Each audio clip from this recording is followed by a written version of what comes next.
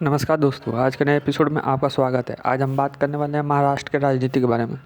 महाराष्ट्र में कुछ दिनों से उठापटक राजनीति चल रहा है और इसे देखते हुए आज ऐसा लग रहा था कि उद्धव सरकार कुछ दिनों में इस्तीफा दे देंगे, जिस तरह से उसका बिहेवियर था।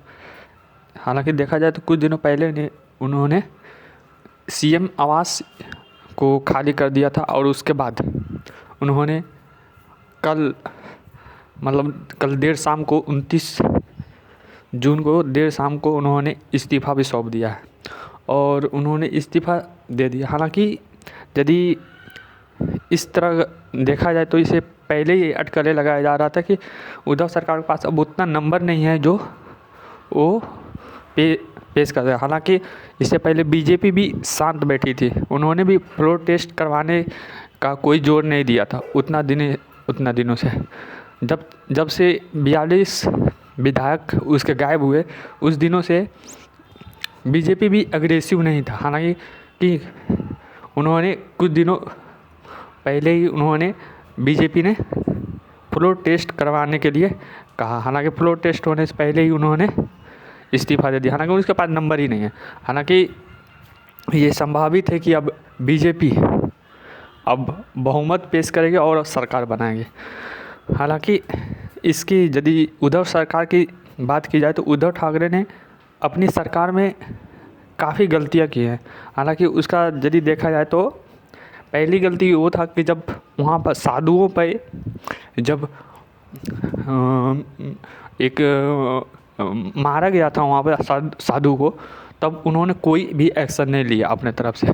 और ये परिणाम हालांकि उसके कुछ विधायक पे भी पड़ा और उसका जो कोर वोटर है उस पे भी पड़ा।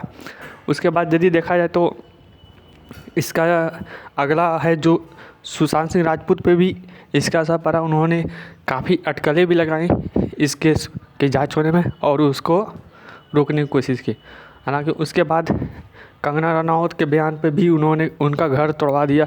हालांकि आप पॉलिटिक्स में इस तरह से एग्रेसिव बिहेवियर नहीं ले सकते हैं जिस तरह से उद्धव ठाकरे ने एग्रेसिव डिसीजन लिया, और ये एग्रेसिव डिसीजन उसको आगे चलकर काफ़ी भुगतना पड़ा है।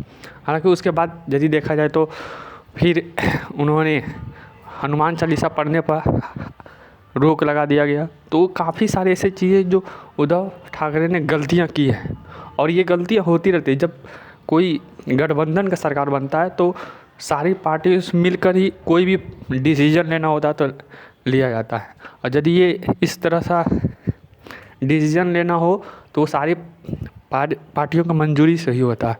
और ये इस तरह का जब गठबंधन सरकार बनता है तो इस तरह का होना तय है कि आप कोई भी डिसीजन अकेले नहीं ले सकते हो।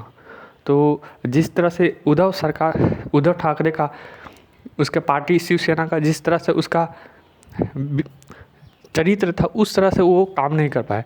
हालांकि ये शुरू से ये शिवसेना का एक मुद्दा है कि वो हिंदुओं पर ही वो चुनाव लड़ते हैं। हालांकि जब से सरकार बना तो हिंदुओं के विपरीत वो काम कर रहे थे। हालांकि इसका मेन कोर वोटर हिंदू ही है, और वो जब सरकार बनने के बाद हिंदुओं पर ज़्यादा अग्रेसिव होने लगे थे। हालांकि इसका देखा जाए तो ये भी है कि महाराष्ट्र में जो हिंदू वोटर है उस पर बीजेपी ने भी अपना कब्जा जमा लिया है। जब से शिवसेना अब बीजेपी के सामने कमज़ोर होने लगा। इसी कारण है कि अब शिवसेना अब बीजेपी से, अगर बीजेपी के देखा जाए तो बीजेपी पहले भी कई राज्यों में सरकार गिरा चुकी है इस तरह से। यदि बिहार की बात करें तो बिहार में भी जब नीतीश कुमार और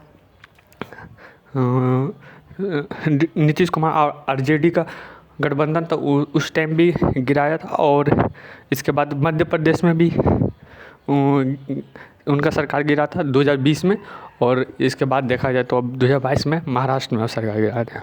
हालांकि बीजेपी का जो ये प्लान है कि वो हमेशा काम करती, यदि वो चुनाव हार भी जाते तो वो अपना काम करते रहते हैं, और यही कारण है कि बीजेपी आगे जाकर अपना सरकार बना लेती है यदि चुनाव हार भी जाती है तो। तो ये वीडियो में फ़िलहाल इतना ही, और ये वीडियो देखने के लिए बहुत बहुत धन्यवाद। मिलते हैं अगले वीडियो में।